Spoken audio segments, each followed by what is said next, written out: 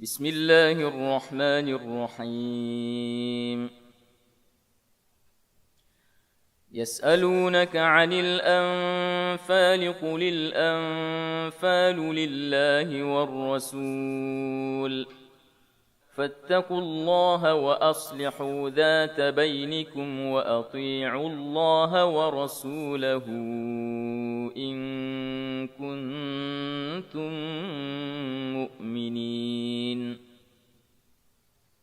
إنما المؤمنون الذين إذا ذكر الله وجلت قلوبهم وإذا تليت عليهم آياته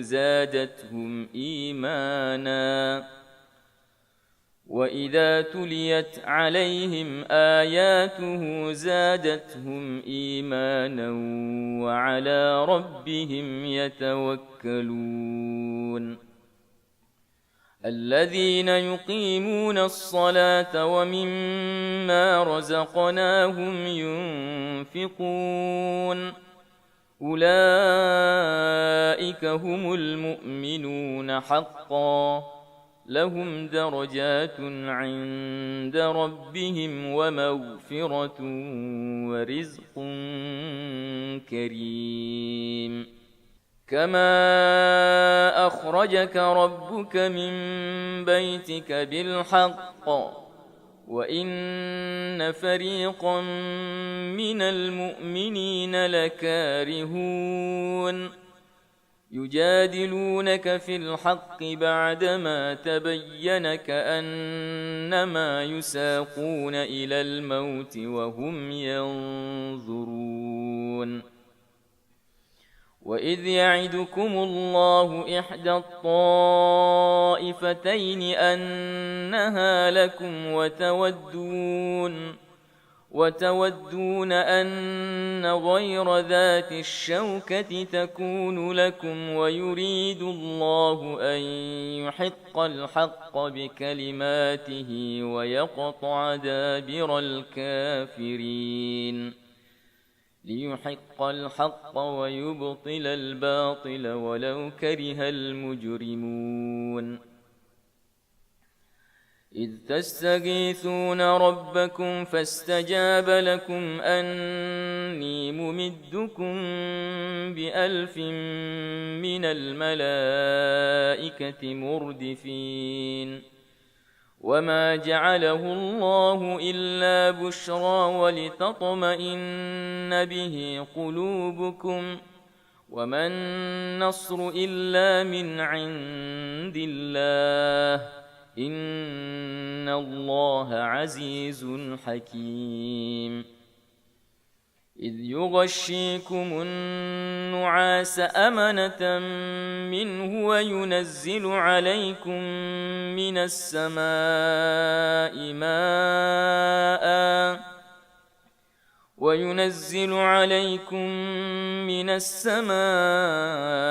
ماء ليطهركم به ويذهب عنكم رجز الشيطان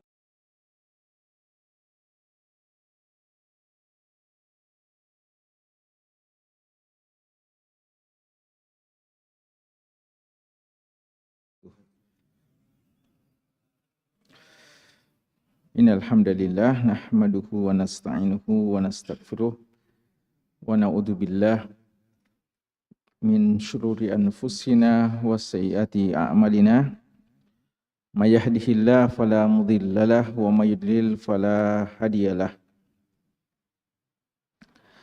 wa asyhadu an la ilaha illallah wahdahu la syarikalah wa asyhadu anna Muhammadan abduhu wa rasuluh. Allahumma sholli ala Muhammadin wa ala alihi wa sahbihi wa man ihtada bihadihi wa iqtafa atharahu ila yaumiddin, amma ba'd.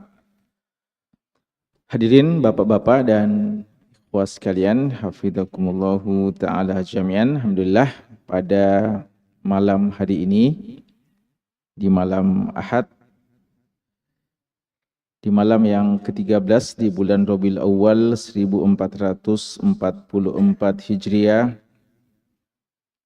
Kembali dengan izin Allah dan taufiknya kita berkesempatan untuk hadir bermajelis guna sama-sama membaca dan menelaah hadis-hadis dari Nabi kita yang tercinta Rasulullah Muhammad sallallahu alaihi wasallam.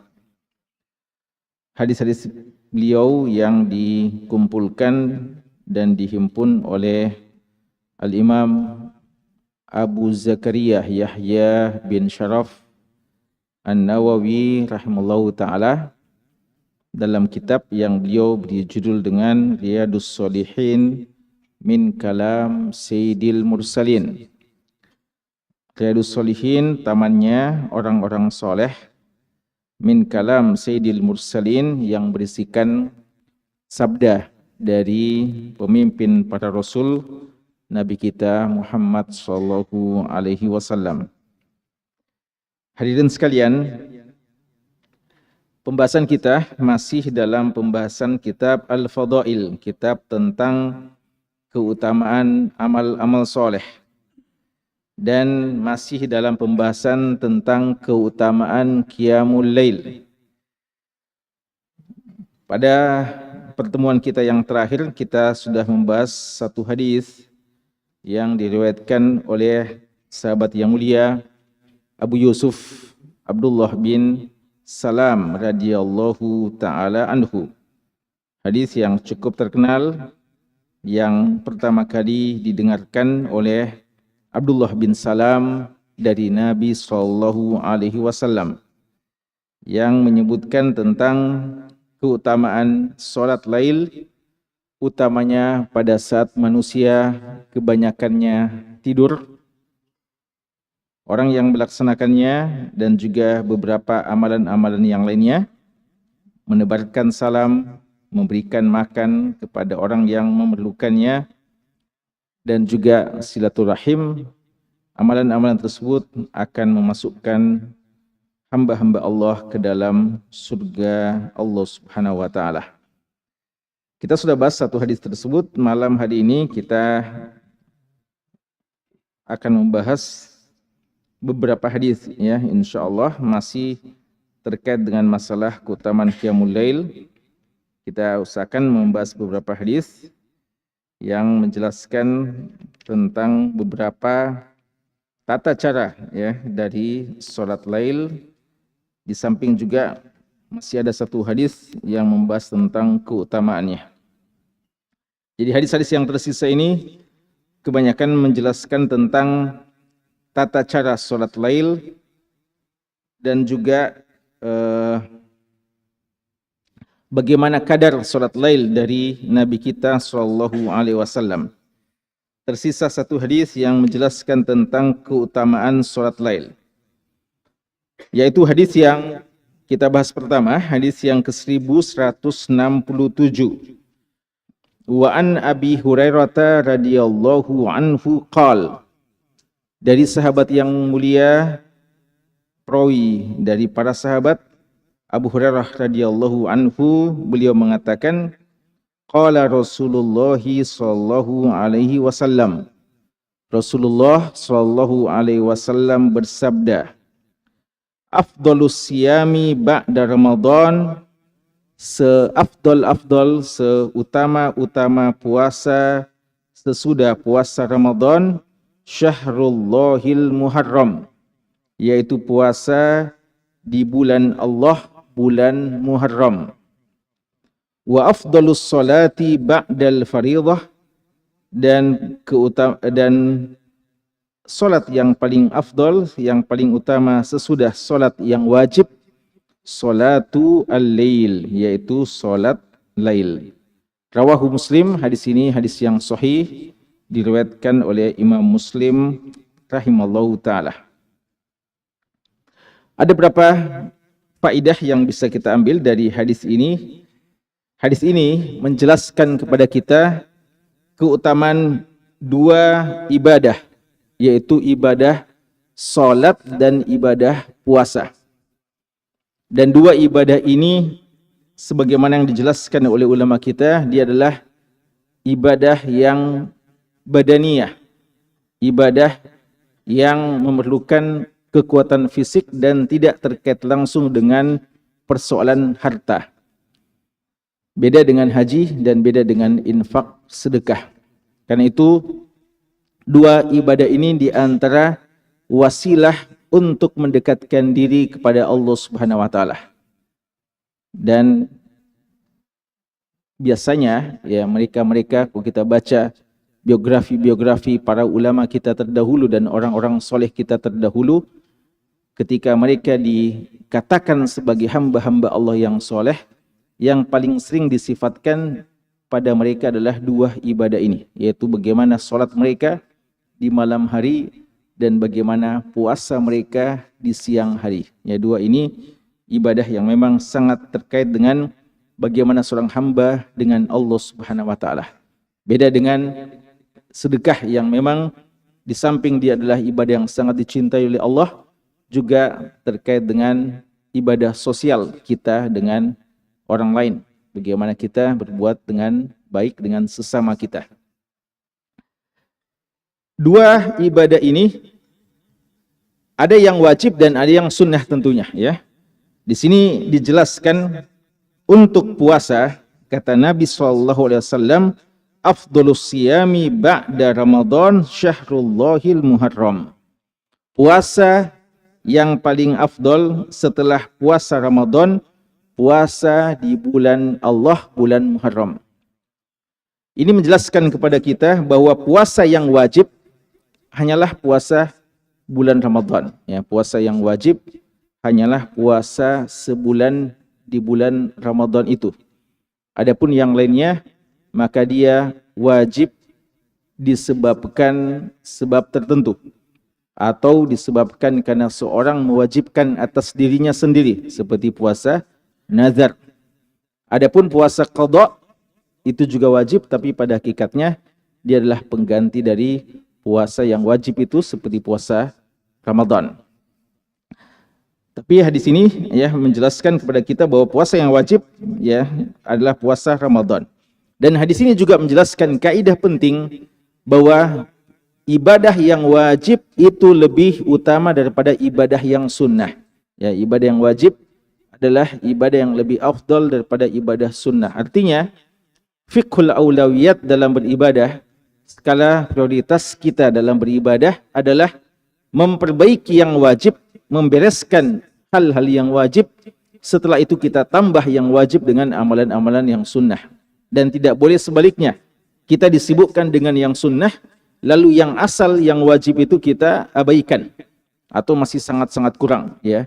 Karena fungsi yang sunnah itu sekedar melengkapi apa yang wajib. Namun kalau asalnya tidak ada, maka tidak mungkin bisa melengkapi sesuatu. Ya, jadi hadis ini menjelaskan kepada kita bahwa puasa wajib harus kita utamakan sebelum kita mengerjakan puasa sunnah. Dan puasa yang wajib lebih afdal daripada puasa sunnah.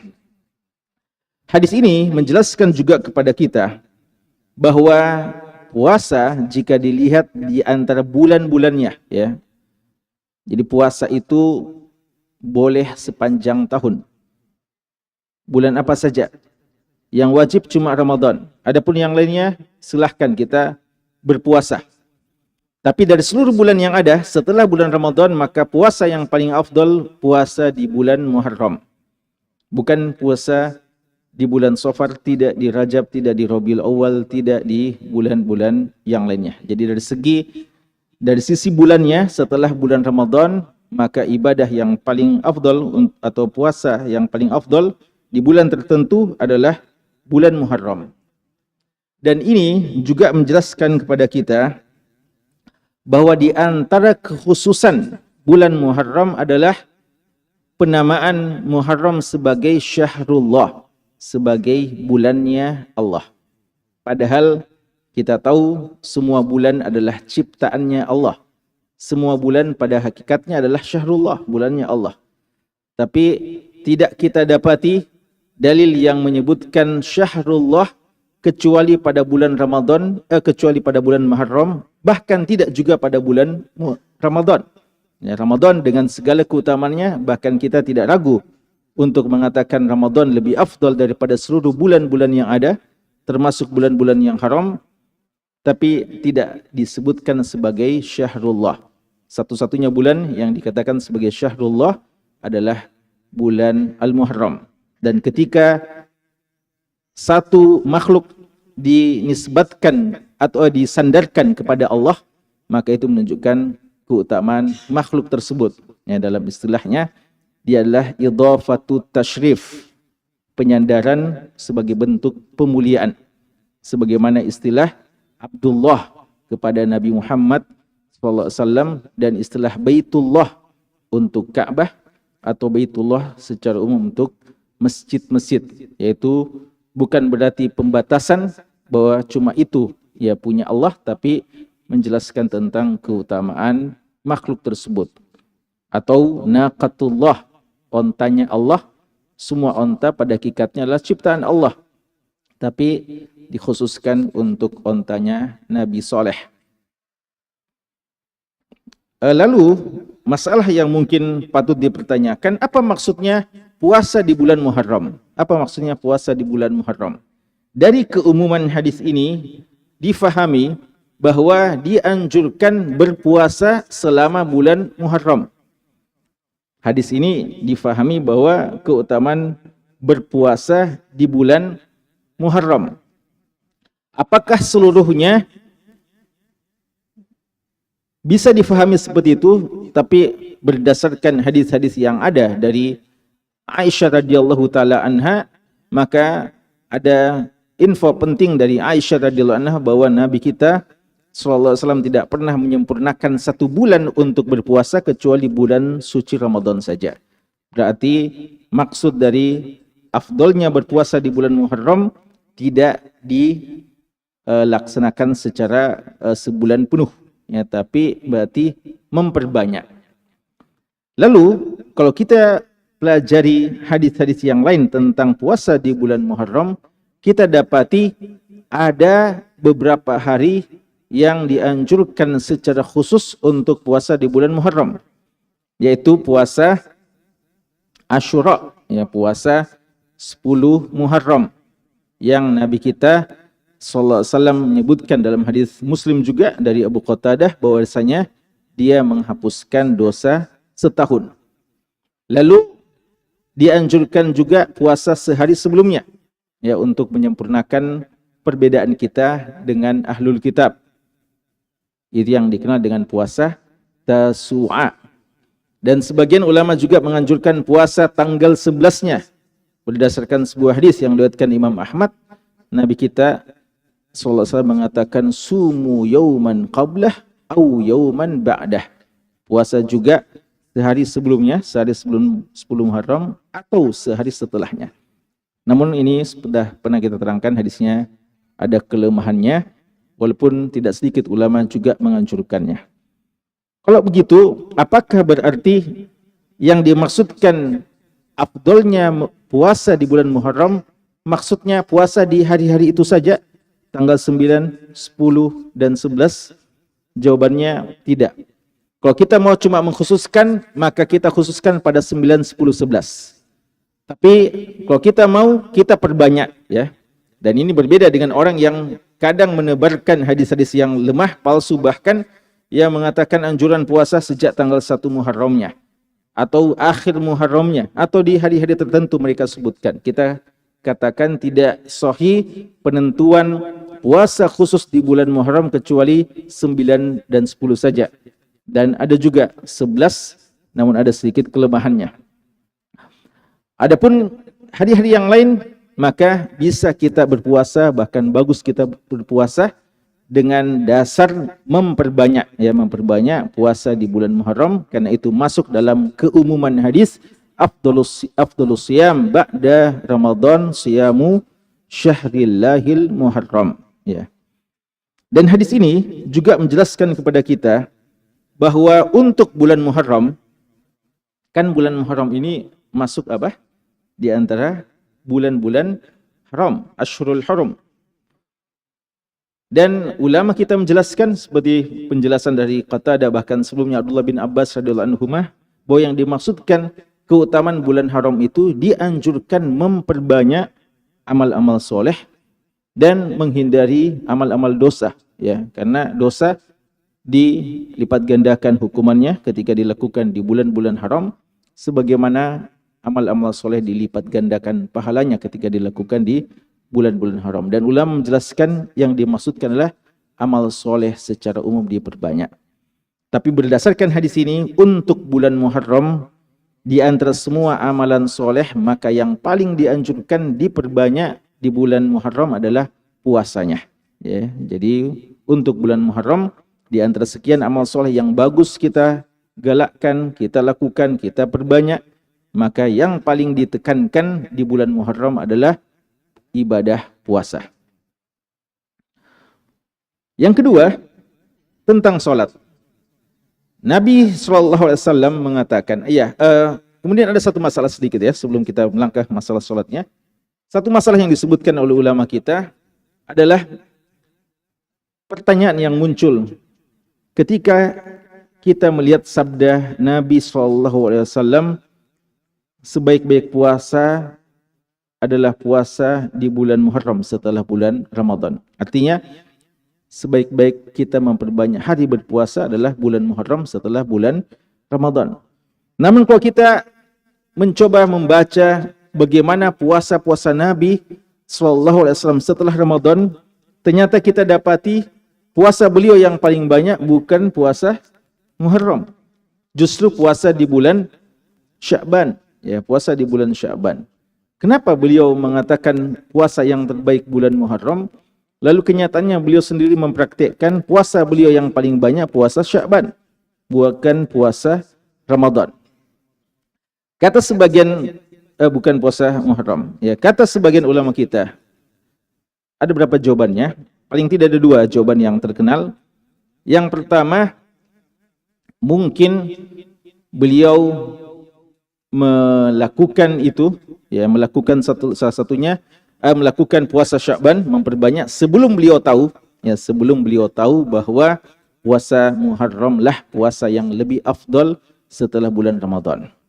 Jadi mungkin beliau melaksanakan puasa Sya'ban itu memperbanyak sebelum beliau tahu bahwa puasa bulan Muharram itu yang lebih afdal. Yang kedua, di antara jawaban yang disebutkan oleh ulama kita adalah bahwa beliau menyampaikan itu, dan ini adalah kaidah umum untuk umat, untuk kita. Baiknya puasa yang kita perbanyak adalah puasa Muharram.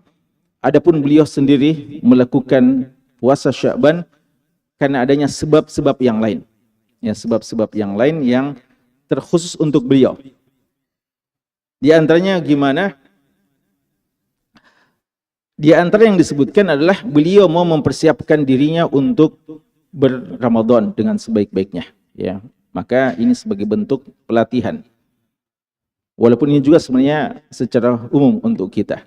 Tapi yang lebih khusus mungkin adalah Aisyah radhiyallahu anha mengatakan bahwa biasa beliau tidak punya kesempatan untuk mengqadha puasa Ramadannya kecuali di bulan Sya'ban. Ya, kecuali di bulan Sya'ban.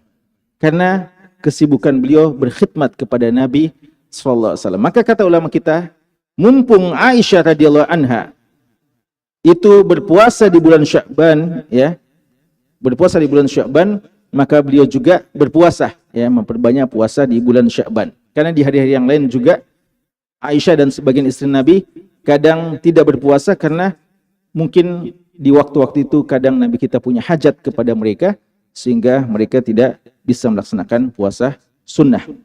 Namun ketika sudah datang Sya'ban, tidak mungkin lagi ditunda untuk mengqadha. Inilah waktu terakhir untuk mengqadha, barulah Aisyah radhiyallahu anha memperbanyak atau memanfaatkan Sya'ban untuk mengqadha utang puasa Ramadannya.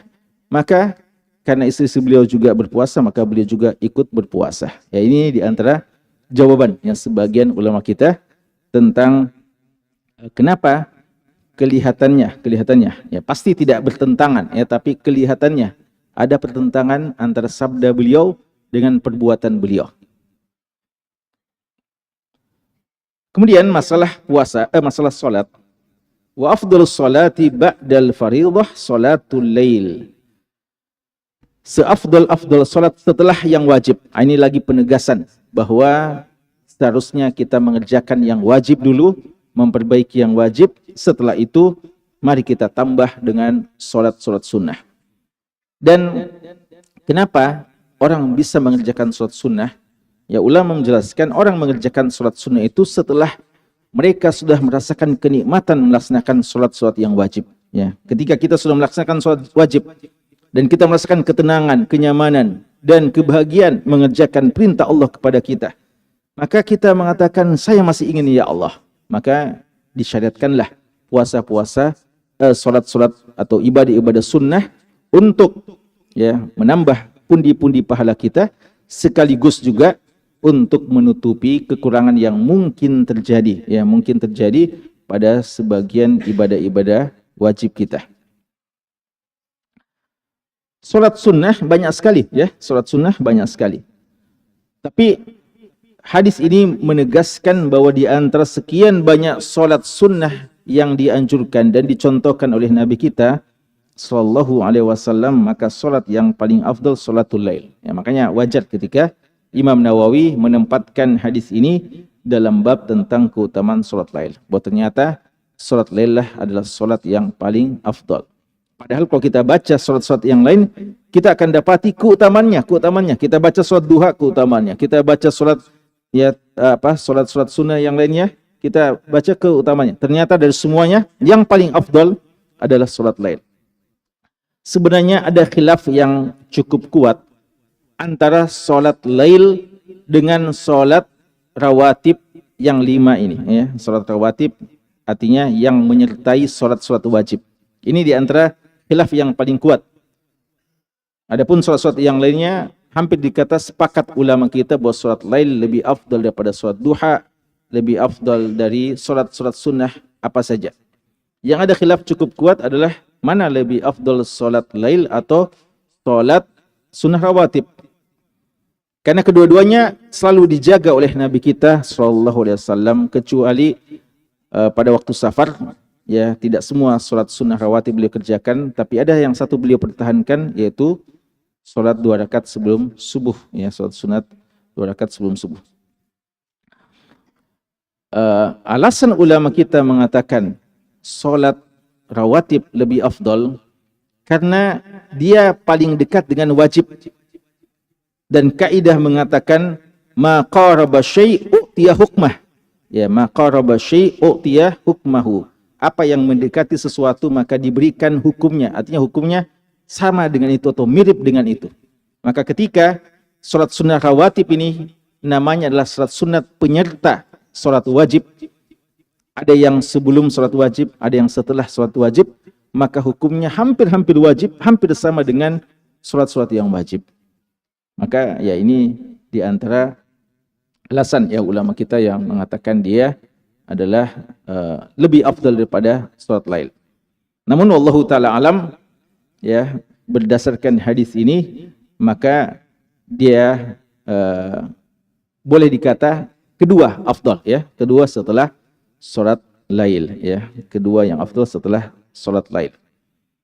Wallahu taala alam. Kemudian hadis yang selanjutnya, ya, ini masuk hadis tentang tata cara, ya, qiyamul lail.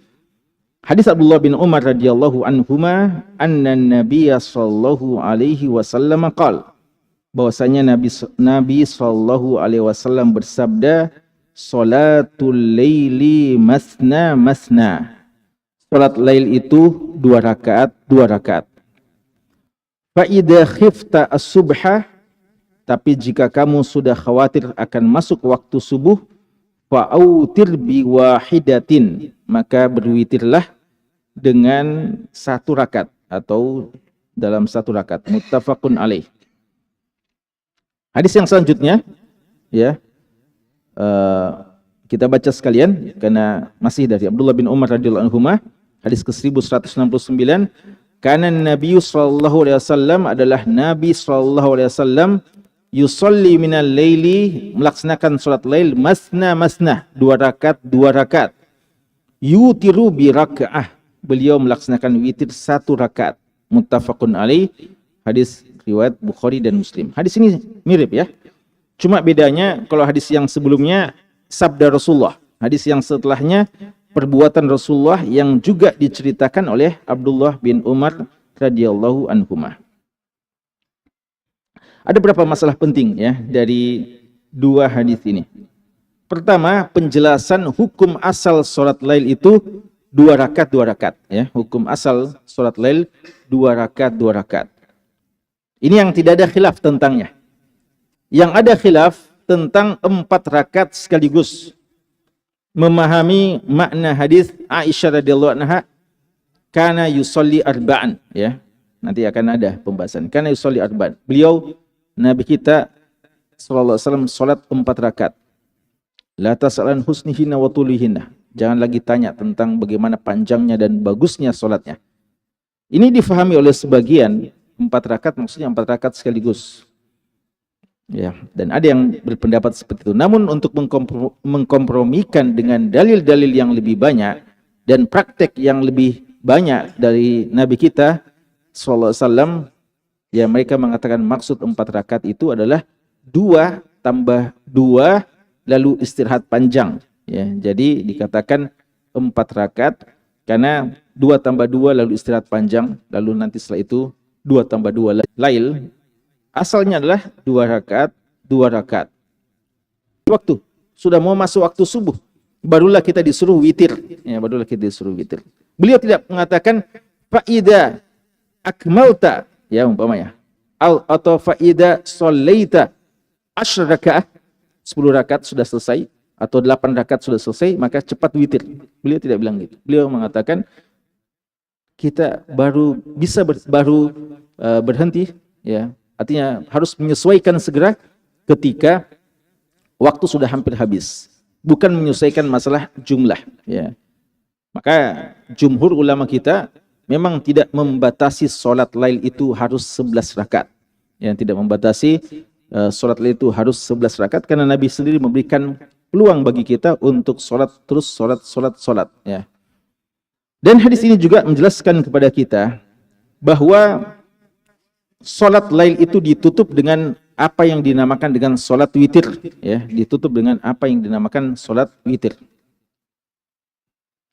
Makanya salat witir ini yang pernah kita bahas ya, dia adalah wasiat yang sangat penting.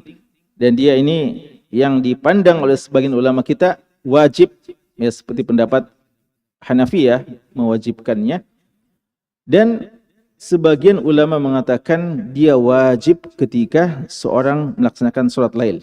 Artinya jangan salat lail tapi tidak ada penutupnya, tidak ada witirnya. Bahkan kalau lail tidak sempat, witir saja ya. Lail tidak sempat maka witir saja, jumlah ganjil. Dan hadis ini menjelaskan kepada kita bahwa jumlah minimal salat witir itu 1 rakaat. Apakah boleh kita kerjakan umpamanya ada orang yang bilang saya 1 rakaat saja? Apakah hadis ini menunjukkan seperti itu? Hadis ini kalau kita baca mengatakan kalau kita khawatir masuk waktu subuh. Bagaimana kalau masih panjang waktu? Tapi orang bilang, saya kayaknya tidak kuat ini ya. Cuma bisa 1 rakaat saja ya. Atau mau tidur, ya sudah mau tidur. Dia bilang 1 rakaat saja ya. Apakah boleh seperti itu? Ataukah 1 rakaat itu hanyalah uzur ketika sudah mau masuk waktu subuh karena dikhawatirkan kalau kita ambil 3 rakaat lagi tidak cukup waktu ya.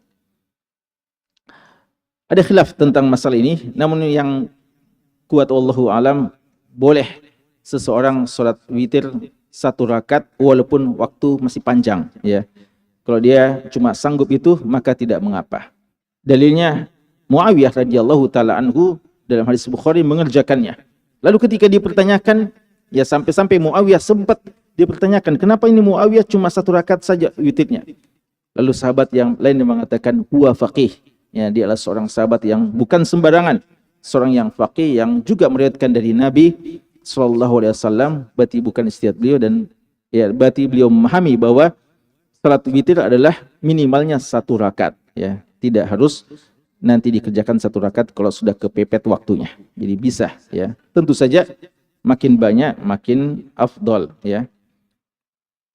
Kemudian yang terakhir yang terkait dengan masalah ini, hadis yang tadi itu, hadis yang kedua dari Abdullah bin Umar, ada perkataan 2 rakaat dan berwitir dengan 1 rakaat. Apa maksudnya 2 rakaat dan berwitir dengan 1 rakaat? Inilah hadis yang digunakan oleh ulama kita bahwa ketika kita witir, kita memisahkan antara 2 dan 1, ya. Biasa 2 tambah 1, ya. Jadi kalau kita sudah 8 rakaat umpamanya, sekarang witir, kita mau witir. Kita mau 3 rakaat. Kenapa biasa kita dapati ada yang mengerjakan 2 tambah 1 atau 20 rakaat umpamanya, ada 2 tambah 1. Mana dalil mereka? Dalil mereka adalah hadis ini. Masna wa yutir bi raka'ah. Artinya 2 rakaat terus. Ini tidak berkaitan dengan kalau sudah mau masuk waktu subuh. Tapi dikatakan 2 dan dia melaksanakan witir 1 rakaat. Maksudnya sebenarnya lah dia berwitir 2 tambah 1 rakaat yang terpisah dengan salam. Ya. Dan Imam Tirmidzi rahimahullah ta'ala ketika meriwayatkan hadis ini dalam sunannya, beliau mengatakan ini diamalkan oleh banyak ulama. Beliau sebutkan Imam Malik, Imam Syafi'i, Imam Ahmad, Ishaq bin Rahoya, dan banyak lagi ulama-ulama yang mengamalkan hadis ini bahwa witirnya 3 rakaat dipisah 2 tambah 1.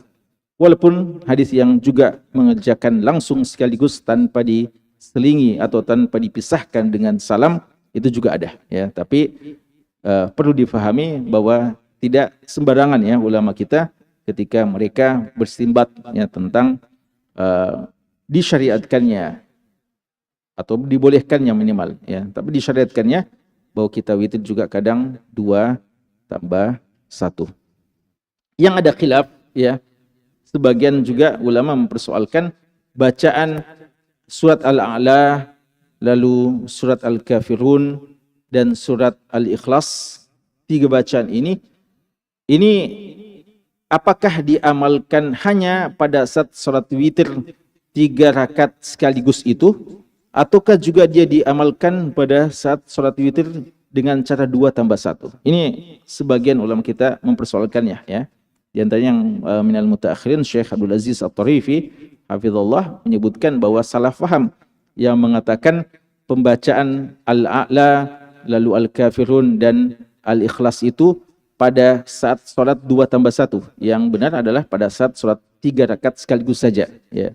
Namun ulama yang lain memandang bahwasanya dia sama saja, entah 3 sekaligus atau 2 tambah 1 juga bisa dikerjakan dengan membaca ayat-ayat atau surat-surat tersebut. Ya. Wallahu ta'ala alam. Ya, sekira ini dulu pembahasan kita. Masih ada sebenarnya masih banyak ya beberapa hadis terkait dengan tata caranya ya, dan bisa kita lanjutkan pada pertemuan-pertemuan berikutnya. Pekan depan insyaallah ya kita akan kedatangan tamu ya, insyaallah Syekh Abdullah Al-Harbi ya, salah seorang masyayikh kita yang selama ini sering mengunjungi kita, namun sejak 3 tahun kurang lebih masa-masa Covid beliau tidak sempat lagi.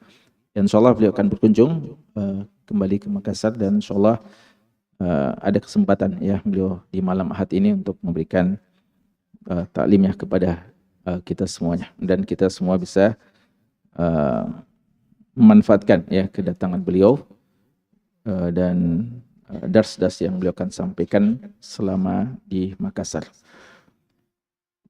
Barakallahu fikum wa sallallahu ala nabiyina Muhammadin wa ala alihi wa sahbihi wasallam wa akhiru da'wana alhamdulillahi rabbil alamin.